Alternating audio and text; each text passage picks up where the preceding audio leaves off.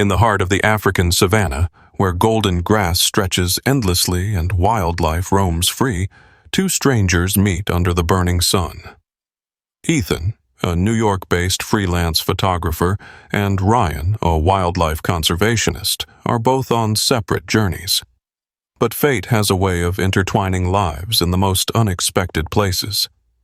What begins as a chance encounter quickly evolves into an unforgettable love story, set against the breathtaking beauty of Africa. Yet, every step they take together is shadowed by a storm that neither of them can foresee, a tragedy that will change everything. Stay with us as we unravel this heart-stirring story of love, discovery, and loss. Don't forget to like, subscribe, and turn on notifications to follow more stories that move and inspire you. After hearing this story, ask yourself, how far would you go to fight for love, even when time is against you? Let's begin. The sun hung low over the savannah, casting a golden glow over the landscape. I stood in awe, camera in hand, trying to capture the endless beauty before me.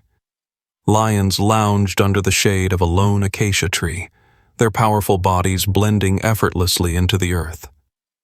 In the distance, a herd of elephants marched slowly toward a watering hole, their majesty leaving me breathless. This place, with its untamed beauty, was unlike anything I had ever experienced.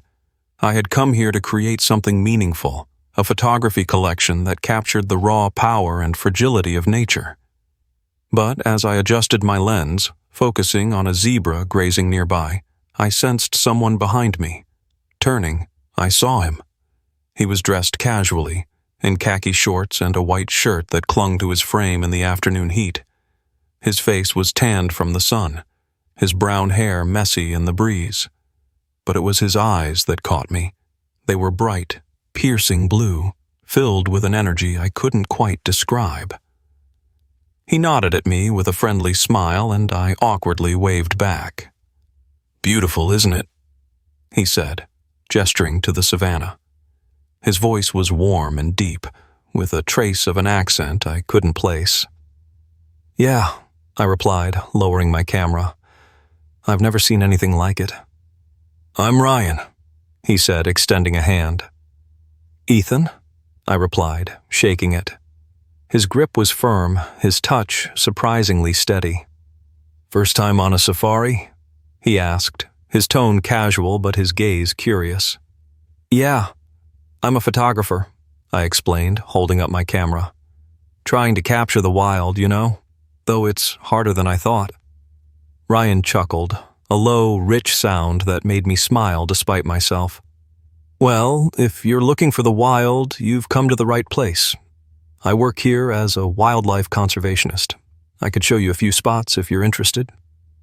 I hesitated for a moment, unsure of how to respond. There was something about him, his confidence, his easy charm, that threw me off balance. But before I could overthink it, I nodded. "That'd be great, actually. Thanks."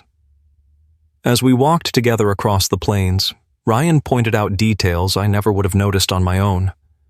The way the wind carried the scent of rain, the subtle movements of predators in the grass, the interconnected lives of every creature in the ecosystem.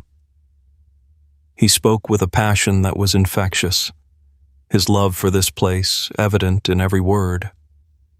I found myself watching him more than I watched the animals, the way his face lit up when he talked, the way his hands moved as he gestured.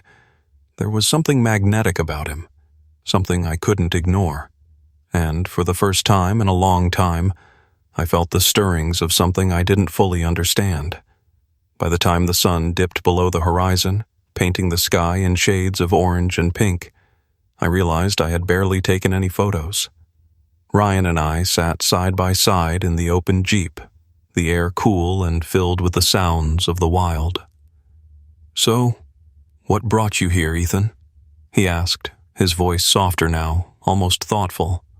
I hesitated, unsure of how much to reveal. "I guess I wanted to see something real, something raw, life in its purest form." Ryan nodded, his gaze fixed on the horizon. "You'll find it here. But be careful. This place has a way of showing you more than you're ready to see." His words hung in the air, heavy with meaning I couldn't quite grasp. But before I could ask what he meant, the Jeep's engine roared to life and we were heading back to camp. That night, as I lay in my tent staring at the canvas ceiling, I couldn't get Ryan out of my head. There was something about him, something that made me want to know more. But I couldn't shake the feeling that he was holding something back, that there was more to his story than he was letting on. Little did I know, this was only the beginning. The morning air was crisp, filled with the earthy scent of dew-soaked grass. But the tension in Ryan's voice shattered the calm. I rushed toward the commotion, my camera bouncing against my chest. As I neared the edge of the camp, I saw him standing near a group of rangers, his jaw set, his hands clenched at his sides. "What's going on?" I asked, out of breath. Ryan glanced at me briefly before turning back to the group. "A poacher was spotted near the reserve last night. They think he set snares along the eastern trails." My stomach churned. I had read about poaching, but hearing about it here, in the midst of this wild paradise, made it feel so much more real and terrifying. "What happens now?" I asked, my voice barely audible. "We're going to check the trails," Ryan said, grabbing a map from one of the rangers. "If there are snares, we need to remove them before any animals get hurt." "Can I help?" The words left my mouth before I had time to think. Ryan raised an eyebrow, clearly surprised. "It's dangerous," he said firmly. "You should stay here."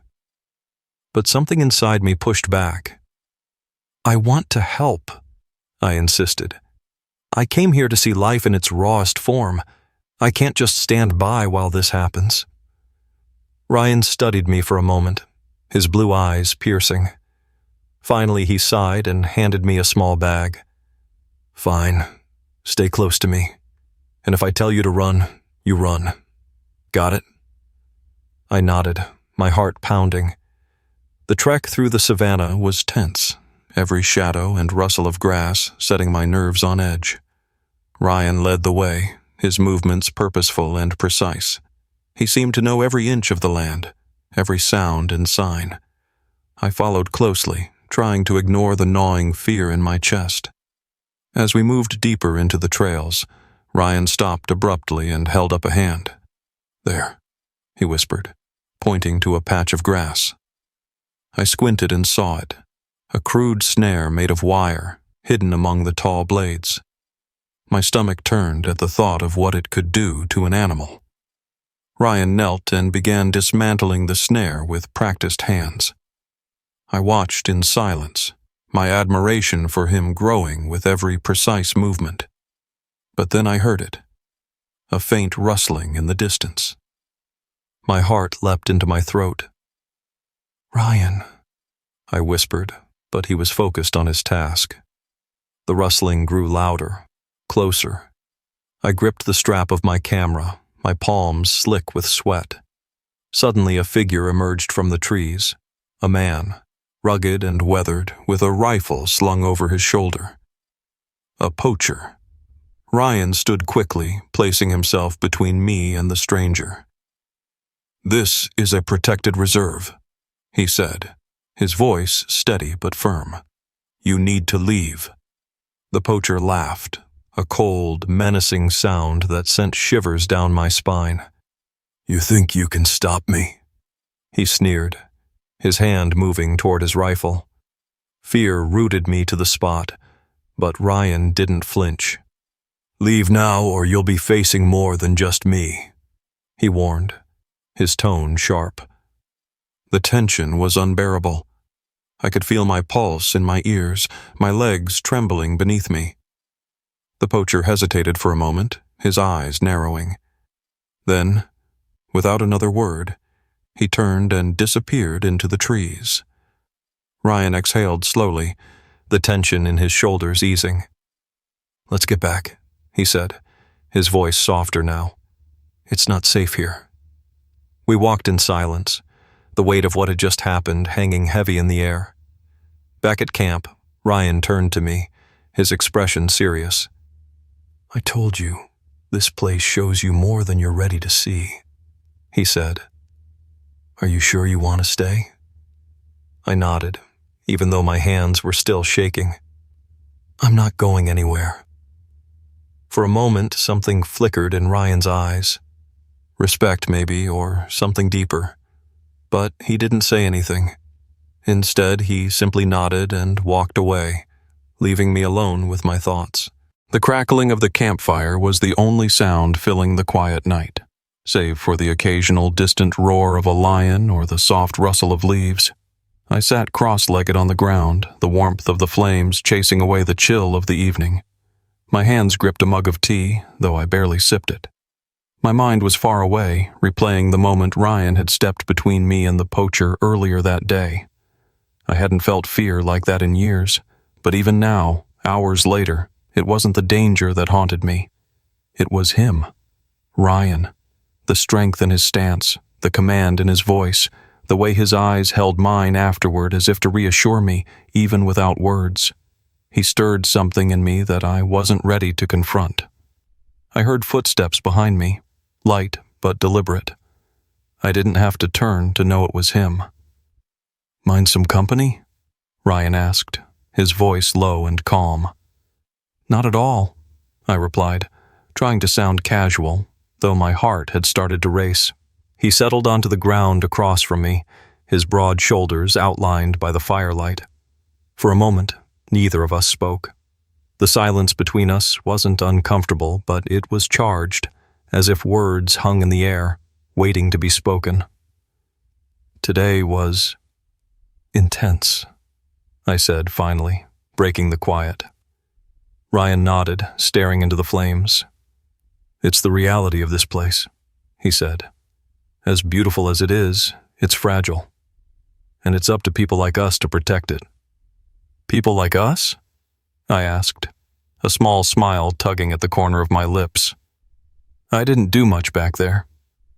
"You didn't run," Ryan countered, his eyes flicking to mine. "Most people would have, but you stood your ground." The compliment caught me off guard. I shrugged, suddenly self-conscious. "I guess I didn't want to leave you to deal with it alone." Ryan's gaze softened, and for a moment I thought he might say something more, but instead he turned his attention back to the fire. "You know, when I first came here, I didn't think I'd stay. It was supposed to be a temporary job, a way to escape." "Escape from what?" I asked, curious. Ryan hesitated, as if weighing how much to reveal. "My life back home felt empty," he said finally. "I had a good job, a nice apartment, friends, but something was missing. I couldn't figure out what it was, so I came here, hoping to find some answers." "And did you?" I asked softly. Ryan's lips curved into a small, wistful smile. "I found purpose, and I found myself. But sometimes I wonder if I left too much behind." His words hit me harder than I expected. I knew that feeling, the restlessness, the search for something more. It was part of what had brought me here, too. "I get it," I said quietly. "I've spent most of my life trying to figure out where I belong. Maybe that's why I take pictures. It's easier to look at the world through a lens than to really live in it." Ryan studied me for a long moment, his expression unreadable. "Maybe you just haven't found the right thing to focus on," he said. The way he said it, calm, thoughtful, sent a shiver down my spine. Our eyes met, and in that moment, the space between us felt impossibly small. I wanted to say something, to thank him for his words, but my throat was dry, my mind a mess of thoughts. Then, without warning, a loud noise shattered the stillness, a branch snapping in the distance. Both of us froze, our instincts kicking in. Ryan was on his feet in an instant, his posture tense, his eyes scanning the darkness. "Stay here," he whispered, his tone leaving no room for argument. But as he moved toward the edge of the camp, flashlight in hand, I found myself unable to stay put. Something about the way the night felt, heavy, foreboding, made it impossible for me to just sit and wait. I grabbed my camera and followed him, my heart pounding. The night was eerily quiet now, as if the world was holding its breath. Ryan moved with precision, his steps silent, his flashlight sweeping the ground. I followed closely, trying not to make a sound. Suddenly, Ryan stopped, his hand shooting out to signal me to do the same. He pointed to the ground, and my stomach dropped. A set of footprints, fresh and deliberate, led away from the camp and into the dense brush. "Stay close," Ryan murmured, his voice barely audible. But as we followed the tracks, the sense of unease only grew. I didn't know what we were walking into, but I knew one thing for sure: whatever it wasn't over yet. The bloodied trail in the clearing told a story I wasn't prepared to hear. It was as if the savannah itself was whispering a warning, the air thick with tension. Ryan crouched near the snare, his flashlight barely illuminating the crimson-stained grass. His face was set, his jaw clenched tightly as he examined the scene. "It's fresh," he said, his voice low and measured. "Whatever happened here, it was recent." I swallowed hard, gripping the camera slung over my shoulder. "Do you think it was an animal?" Ryan shook his head. "Could be, but this feels different." He stood, scanning the trees surrounding us. "We need to move carefully. Whoever set this snare might still be nearby." The words sent a shiver down my spine. My instincts screamed at me to turn back, to return to the safety of the camp, but something in Ryan's presence grounded me. I couldn't leave him. Not now. We followed the blood trail deeper into the brush, the sound of our footsteps muffled by the dry earth. The moonlight barely penetrated the dense canopy above, and the shadows seemed to stretch and shift with every step we took. My heart pounded in my chest, each beat echoing in my ears. Ryan moved with purpose, his every step careful and deliberate. I tried to mimic his movements, but the fear coursing through me made my legs feel heavy. "Ryan," I whispered, my voice trembling. "What if we're walking into a trap?" He paused, glancing back at me. His expression softened, just for a moment. "If you want to go back, I won't stop you," he said. "But I won't leave this trail. Not until I know what's out there." The conviction in his voice was unshakable. I nodded, swallowing my fear. "I'll stay." We pressed on, the trail leading us to a small, rocky outcrop. There, beneath the jagged rocks, lay the source of the blood, a small antelope, its lifeless body tangled in another snare. The sight was gut-wrenching, a brutal reminder of the cruelty that existed even in a place as beautiful as this. Ryan knelt beside the animal, his hands trembling slightly as he worked to free it from the wire. "Damn it," he muttered under his breath. "This shouldn't have happened." I stood a few feet away, watching as he worked with a mix of anger and sadness etched across his face. It was clear this wasn't just a job to him, it was personal. And in that moment, I saw a side of Ryan I hadn't fully understood before, a man who carried the weight of this land's struggles on his shoulders. As he finished, a sound broke the silence, a rustling in the bushes behind us. Ryan froze, his hand instinctively reaching for the pocket knife at his belt. I turned slowly, my heart racing, as the bushes parted. It wasn't an animal. It was a man. The poacher from earlier stepped into the clearing, his rifle slung casually over one shoulder. His eyes flicked between Ryan and me, a cruel smile playing on his lips. "Well, well," he drawled. "Looks like we've got ourselves some heroes." Ryan rose to his feet, positioning himself between me and the poacher. "This is a protected reserve," he said, his voice steady. "You're trespassing." The poacher chuckled, his grip tightening on his rifle. "And what are you going to do about it? Call the Rangers? By the time they get here, you'll be long gone." My breath caught in my throat as the tension between them grew. Ryan didn't move, his eyes locked on the poacher. "Leave now," he said, his tone firm, "or I'll make sure you're the one who doesn't leave this clearing." For a moment it felt like the world had stopped. The poacher's smile faded, his expression darkening. He stepped closer, his finger hovering over the trigger of his rifle. My chest tightened as fear gripped me. Then, in a blur of motion, Ryan lunged. He grabbed the rifle, shoving it upward as the poacher pulled the trigger. The deafening crack of the gunshot echoed through the clearing, and I stumbled back, my ears ringing. Ryan wrestled with the man, their struggle fierce and chaotic. "Run, Ethan!" Ryan shouted, his voice cutting through the chaos. But I couldn't move.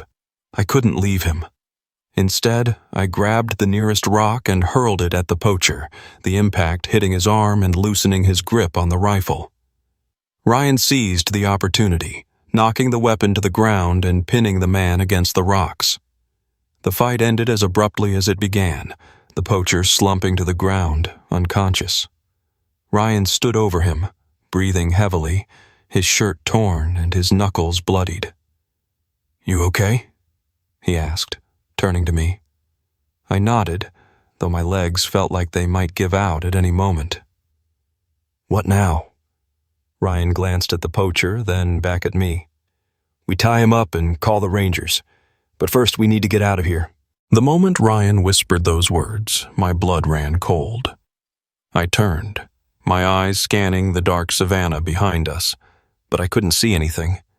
Still, I could feel it. Someone, or something, was out there. Ryan grabbed my hand, his grip firm. "We need to move. Quietly," he said, leading me through the underbrush. Every step felt like an eternity, every sound amplified by my pounding heart. Suddenly, a shadow darted in front of us, and before I could react, a shot rang out. We dropped to the ground, my body shaking as the reality of the danger sank in. Ryan reached for his knife, ready to defend us, but the poacher wasn't alone. Another figure appeared, and the odds were no longer in our favor. Ryan turned to me, his voice urgent. "Run, Ethan. Run and don't look back." I hesitated, but the desperation in his eyes made me obey. As I sprinted into the darkness, tears blurred my vision. Behind me, I heard a struggle, Ryan shouting, and then silence. Dawn broke over the horizon, painting the savannah in soft hues of gold and pink. I sat near the edge of the camp, my body numb. The Rangers had arrived hours earlier, finding the poachers and their camp, but Ryan was gone. One of the Rangers handed me something, a small notebook Ryan had carried. Inside, he had written about his love for this place, and in the margins were sketches of the wildlife he fought to protect. On the last page, there was a simple note, "For Ethan, don't forget to see the beauty, even in the pain." Tears streamed down my face as I held the notebook close. Ryan had shown me what it meant to truly live, to fight for something bigger than yourself. Though he was gone, his spirit lingered in every corner of the savannah. This story reminds us of the fragility of life and the importance of fighting for what matters most. What would you do if love found you in the most unexpected place, only to be taken away? Let us know in the comments, and don't forget to like, subscribe, and turn on notifications for more stories that inspire and move you.